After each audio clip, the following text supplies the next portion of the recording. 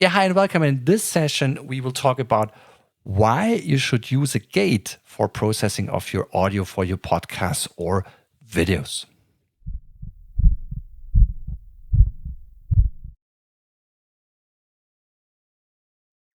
Yeah, in another video, we have already talked about how to process your audio files you want to use for your podcasts or for your slides as a professor you want to upload with a DAW. What is the advantage of using a DAW? And one thing I've shown you there is applying a gate. But I told you that the explanation how this gate is used, I will do in a separate video because that's a bit special. And that would be too much for the other video. So why should you use a gate? The problem with a real world podcast or real world professor, he or she sits in a normal room where you have the highway next to the window, where you have cars passing by, you have your kids and dogs running through the house, you have your noise on the desk, you are often swallowing or smacking a bit around, and all this noise is then on your recording. And of course you could record every time when this happens, but this is then a very, very time consuming thing. So, and with a gate you can get rid of most of these problems, and I show you how. So let's switch to the DAW. Okay, so we're back in the DAW. Last time I have explained to you how the things are recorded, and this is the recording we did in the video. I link down there in the description where I explain how to use a DAW. And this is the section which has been recorded with this headset microphone, and just playing this section without gate. So this microphone allows me to move freely. However, it's more sensitive to plosives and swallowing sounds or smacking. So you have everything there. You have breathing, you have the smacking, and this sounds ugly. So if we apply a gate,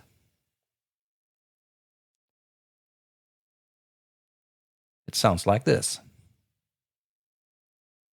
So this microphone allows me to move freely. However, it's more sensitive to plosives and swallowing sounds or smacking. So you see, we have completely removed all this smacks and this breathes and so on without affecting the normal sound.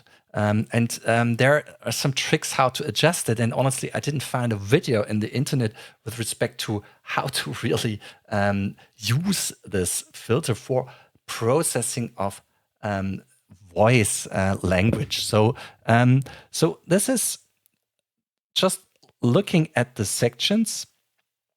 I'm getting out this filter first to make it things easier.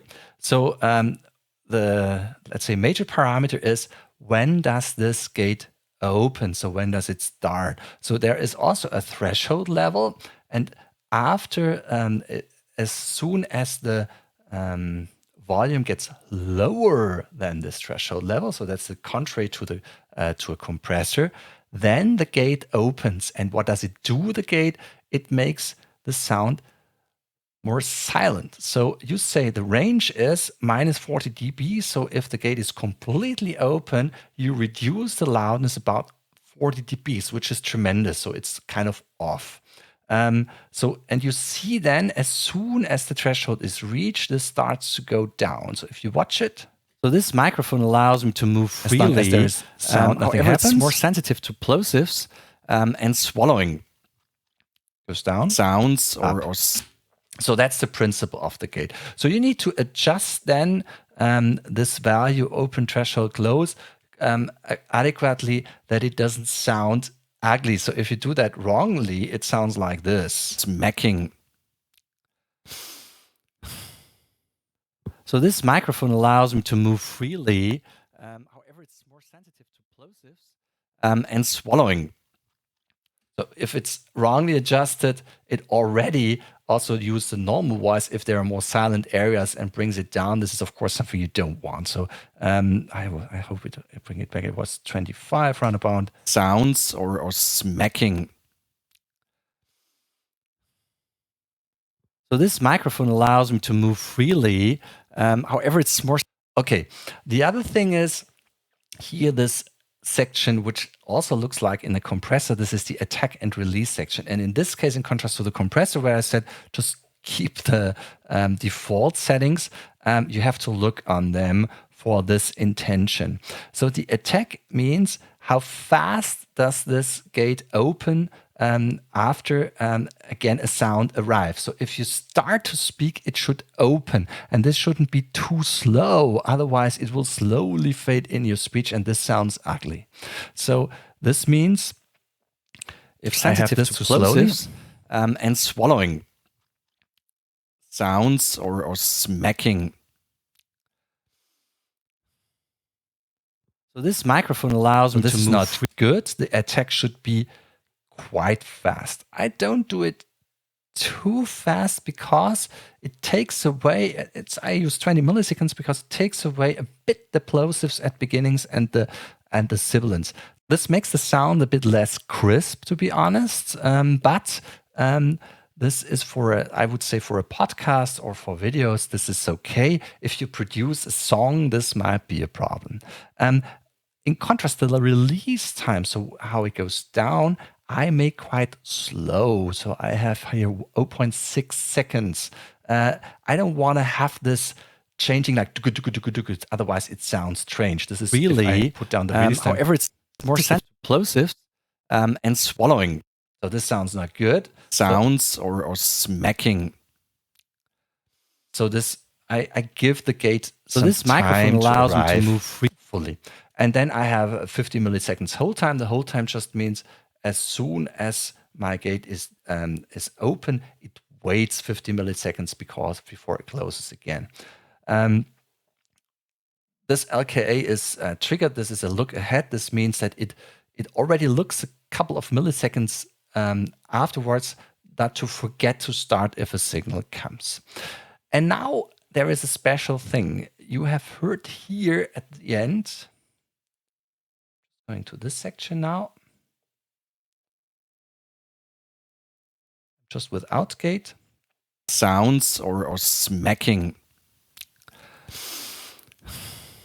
Sound.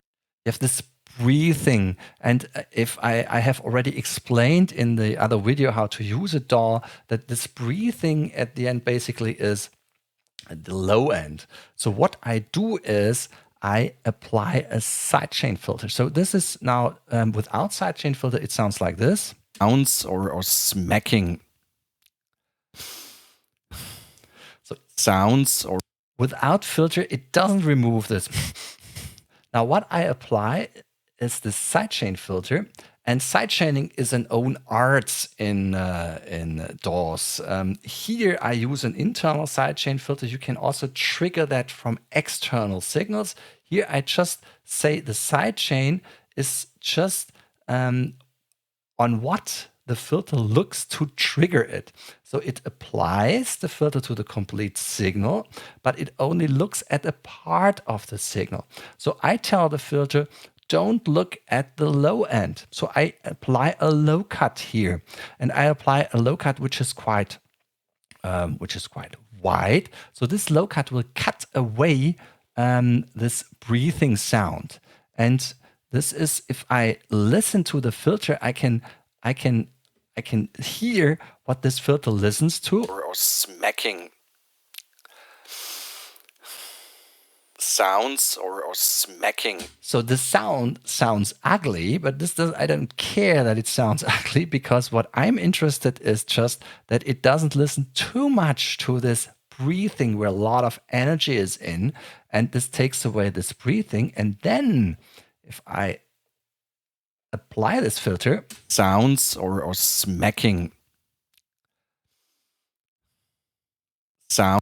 It doesn't open again at this breathing area. I could also apply a high cut to take away these smack sounds. But there you have to be very, very careful that you don't take away the S's. So if you start then with a so, for example, it's risky that also the S is missing at the beginning. So there I would be a bit more hesitant. But the low cut certainly is a good idea that you get away this breathing. And of course, all the background noises and so on, which are below a certain threshold levels, are also removed. Yeah, so finally, I would say this is the reason why I use the gate. And for me, the gate saves hours because this smacking sounds I have always in my videos and I hate them. And during live recordings, I always think you shouldn't smack.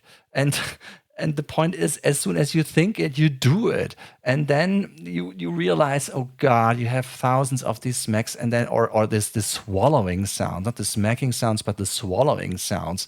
And I cut them out later in editing. I edit it all by hand and this takes ages. With this filter, they're automatically taken out and this sounds way better. And this saves me really hours, this filter. So this is why I use this gate. And I hope it also helps you. So thank you very much for your attention. Enjoy producing your videos and your podcasts, your Twitch streams, and so on. And I hope I could help you a bit how to improve your audio. Thanks and goodbye.